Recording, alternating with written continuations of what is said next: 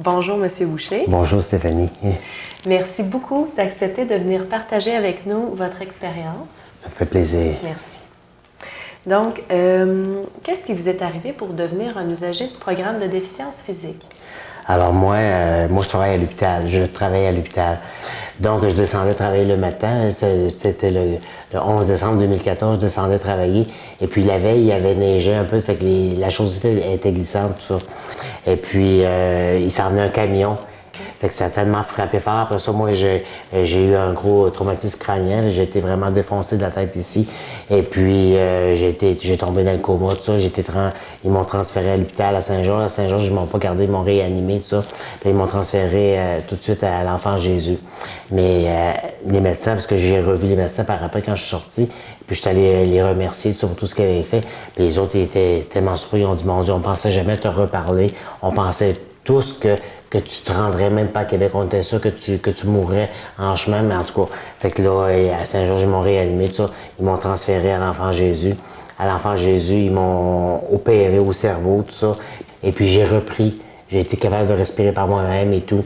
Après ça, j'ai resté à l'Enfant Jésus. Je suis sorti du coma, parce que j'étais dans le coma, c'est ça. Je suis sorti du coma le 24 décembre. Le 24 décembre, je suis sorti du coma. Et puis là, ben c'est ça. Là, les médecins, tout ça, ils ont dit, ah, ben c'est bon, parce que là, on va le transférer à l'IRDPQ en réadaptation. Mais moi, vraiment, quand je suis sorti du coma, tout ce qui est de l'Enfant Jésus, tout ça, je me souviens, j'ai aucun souvenir de rien. J'ai aucun souvenir de mon accident non plus. J'ai tout oublié, je me souviens d'absolument rien.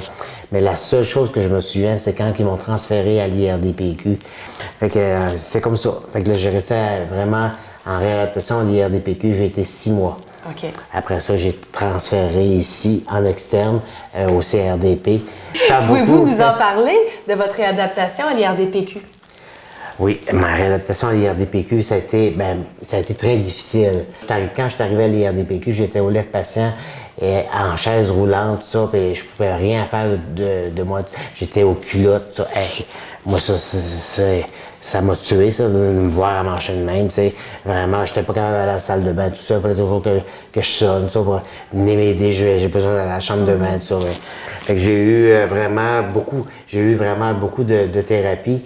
J'ai eu beaucoup de physio, de l'ergothérapie, j'ai eu l'orthophonie, c'est ça exactement, oui. Puis aujourd'hui, comprenez-vous pourquoi les gens étaient présents puis ils voulaient vous dire « Sonnez quand vous voulez aller à la salle de bain ». Puis... Oui, c'est sûr, parce que j'avais toujours besoin d'aide. D'ailleurs que moi, je pensais ne pas avoir besoin. J'avais vraiment besoin d'aide, c'est ça. Ils voulaient pas de ça. Fait que là, je dis non, je vais me laver tout ça. Je suis capable de me laver, je vais me laver. Je vais me lever, je vais me laver. Okay. Fait que là, il y avait une préposée qui m'avait amené mon bassin d'eau, tout ça. Elle m'avait mis ça sur ma petite table, tout ça. Puis là, j'ai dit, bon, là, je suis capable de me lever, puis j'ai dit, je me lève tout seul. Mais j'ai tombé. J'ai tombé sur le plancher à l'hôpital, ça, c'est vraiment tout en ciment, tout ça. Fait que là, je disais, mon Dieu, ils m'ont toujours dit, il faut que je fasse attention à ma tête, il faut que je protège ma tête. Fait que là, j'ai protégé ma tête, mais j'ai tombé vraiment sur le cul, excuse-moi, sur les fesses, ça. Puis après ça, j'avais mal parce que j'avais mal à la hanche, ça, parce que j'avais tombé, mais c'est dur, tu sais. Là, je me suis dit, ben, écoute, j'ai payé pour, j'ai toujours dit que j'étais capable, là, je vois que je suis pas capable, tout ça. Et ils disaient, non, t'es pas capable de faire ça. Je disais, oui, je suis capable. Parce que moi, vraiment, dans ma tête, je voulais revenir comme j'étais. Puis là, je voyais que j'étais différent, tout ça. Parce que même, comme je te dis, j'étais paralysé du côté droit. Puis quand ça, ils me disaient, vous êtes paralysé du côté droit, vous n'êtes pas capable de rien faire, vous n'êtes pas capable de manger, tout ça. Mais j'ai tout réappris. J'ai dit oui. Puis quand j'ai été capable, vraiment, je me disais, mon côté droit, il va guérir. Parce que dans ma tête, je me continuais, je me disais, t'es capable, envoie, lève ton bras, tout ça. Ben, en fait, quand j'ai réussi, avec ma tête de cochon, en tout cas, tout s'est replacé vraiment, puis après ça, je leur disais, quand on veut, on peut. Mais j'ai trouvé ça tellement difficile. Ma réadaptation, j'ai trouvé ça vraiment difficile.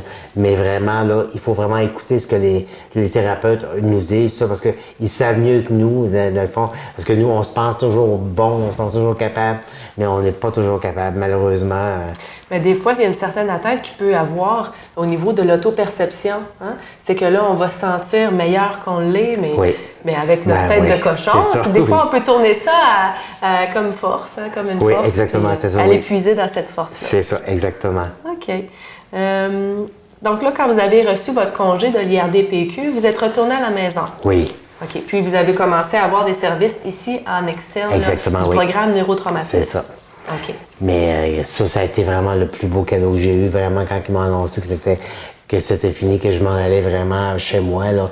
Puis c'est sûr que s'il fallait que je vienne ici en externe, mais je me disais, c'est pas grave, je vais être au moins dans mes affaires, tout ça, chez nous à la maison, tout ça. Puis je me dis, quand je vais me déplacer pour venir ici, je dis, ça va être une joie comparativement à rester sur place là-bas, tout ça. Puis dépêchez-vous, il faut que je retourne travailler. C'est ça que je leur ai dit. Je commence mon chiffre, là. Ben oui, c'est ça, parce que moi, je voulais vraiment revenir travailler, puis c'était vraiment important. Puis ici, je me souviens, quand je suis arrivé ici, la première chose que je leur ai dit, occupez-vous vraiment de me rendre apte à retourner au travail. Mais en fin de compte, ils m'ont tellement écouté qu'ils m'ont retourné au travail. J'ai fait un stage au travail, tout ça. Puis malheureusement, ben, j'ai vu que j'étais trop fatigué parce que vraiment un traumatisme crânien sévère comme j'ai eu, tout ça, ce qui reste, c'est vraiment la fatigue.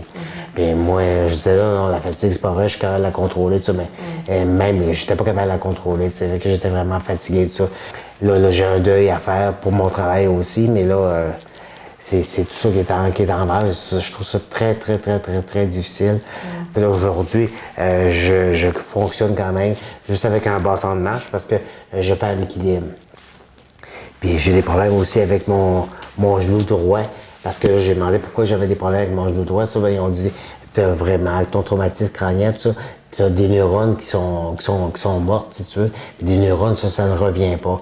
Des nouvelles, il faut qu'ils prennent la relève, tout ça. Puis probablement qu'ils parlent pas encore assez et ils n'ont pas encore fait le lien. Le lien, c'est pas encore fait, tout ça. Fait que, ils ont dit ça, il faut que tu attendes, puis peut-être que ça reviendra jamais non plus. Fait que là, j'attends. Mais c'est ça, malheureusement, c'est le petit. Mais heureusement, j'ai retrouvé tout le reste, mais sauf ma démarche qui est différente, tout ça. Mais c'est ça, j'ai eu vraiment. J'ai été gâté vraiment avec les thérapeutes, là. C'est numéro tout un. probable que les thérapeutes, oui, font un beau travail, mais souvent, on part de vous aussi, puis de vos forces, puis de votre implication dans la réadaptation, là.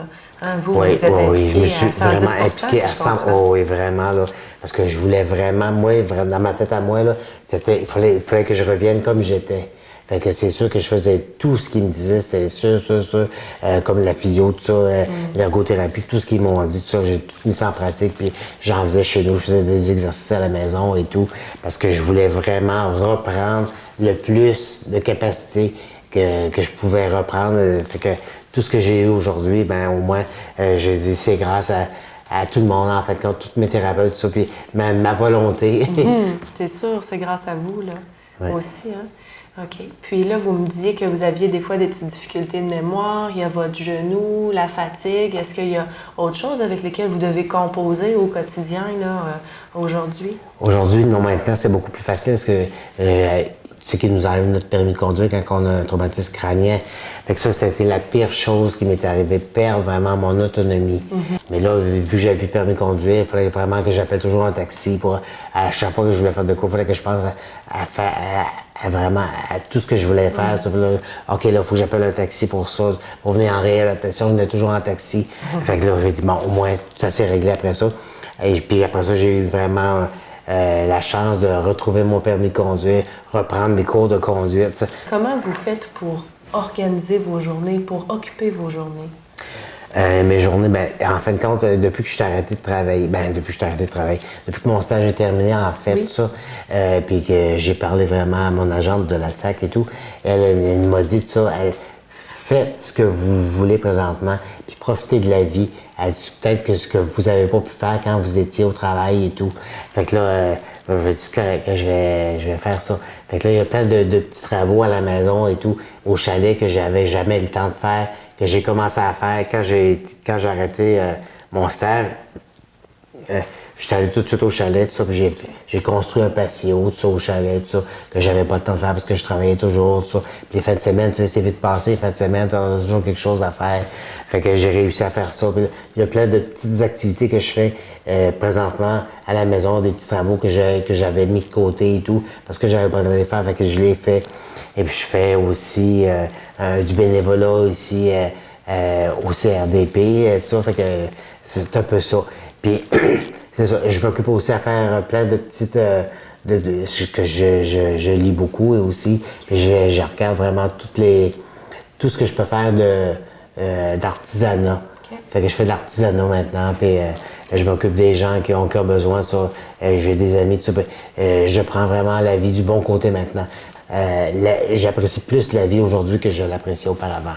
Okay. Donc, vous allez puiser dans vos intérêts, puis oui. toutes les choses que vous aimiez faire avant, mais que vous n'aviez pas le temps. Exactement. Là, vous vous donnez le droit de prendre le temps de les faire. Oui, exactement, oui. Okay. Et j'apprécie vraiment tout ce qui m'arrive aussi aujourd'hui. Je me dis, bon, je suis chanceux vraiment d'être comme ça. T'sais. Parce que même ici à te parler de ça, je suis vraiment heureux de pouvoir le faire parce que j'aurais pu être en fauteuil roulant puis être tout de travers, pas être capable de manger ou peu importe. Là. Maintenant, je fais tout ce que je faisais auparavant, je le fais aussi, sauf que j'ai plus mon travail, bien sûr, là, mais ça, je vais dire, je vais le remplacer par autre chose. Comme je t'ai dit, je vais faire d'autres activités, tout ça. Ben, fait que je remercie la vie, je remercie le ciel, vraiment, parce que j'ai eu de l'aide d'en haut. C'est sûr qu'il faut croire aussi, là, mais moi, ça m'a aidé énormément. OK. De quoi vous êtes fier aujourd'hui? Je suis fier vraiment d'être rendu comme ça aujourd'hui, d'avoir passé au travers de tout ça, parce que c'était vraiment une grosse épreuve, ça que j'ai eu. Là.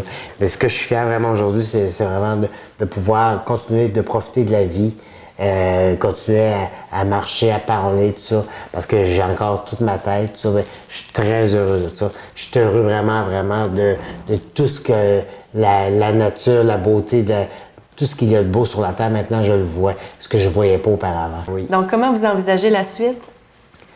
Parce que comme je leur ai dit, j'ai dit que vous m'avez tellement donné ici, vraiment, vous m'avez tellement donné de conseils, vous m'avez tellement outillé que je vais essayer de mettre tout ça en pratique. Puis vous vous sentez outillé pour voler de vos propres ailes, si on veut. Là, je me dis vraiment, là, j'ai eu vraiment tout ce que j'ai eu à avoir, je l'ai eu. Maintenant, c'est à moi de m'occuper de moi-même. Parce que j'ai tellement eu de gens qui se sont occupés de moi auparavant aussi. Là, je dis, c'est terminé, puis je suis très heureux que ce soit terminé. Ce serait quoi, M. Boucher, le conseil que vous donneriez à une personne qui vient de faire un traumatisme crânien? D'être vraiment à l'écoute de ses thérapeutes, de ne pas faire comme moi, parce que moi, vraiment, avec ma tête de cochon. Mais par contre aussi, je dirais aux gens qui entourent la personne qui a eu un traumatisme, faites-lui confiance. Si la personne dit qu'il est capable, laissez-le aller. C'est sûr que souvent, on peut se planter, tout ça, mais c'est nous. On sait ce qu'on fait, puis on sait ce qu'on est capable de faire, tout ça. Parce que moi, j'ai souvent été arrêté, ça, même par mes proches et tout. Ils me disaient, oh, ne fais pas ça, t'es pas capable de ça. Oui, je suis capable, laissez-moi faire. Puis si je me casse le nez, je me le casserai, tout ça. Fait que, comme pour passer la tondeuse, ça, au début, ça a été difficile avant que je puisse reprendre ça, parce que c'était des activités que je faisais auparavant. Je suis capable de passer la tondeuse, ça. Mais on dit, ben non, t'es pas capable de marcher. Mais je dis, oui, mais j'ai vraiment la poignée de ma tondeuse qui m'aide vraiment à tenir mon équilibre. Fait que j'ai fait vraiment le gazon, et que ça a été long avant que vraiment ma famille, tout ça, accepte de me laisser faire vraiment des choses tout seul. Mais laissez la personne qui a eu un traumatisme crânien, laissez-la faire. Si elle dit qu'elle est capable de le faire, appuyez-la, puis tout va bien aller. Merci beaucoup, M. Boucher. C'est un grand plaisir.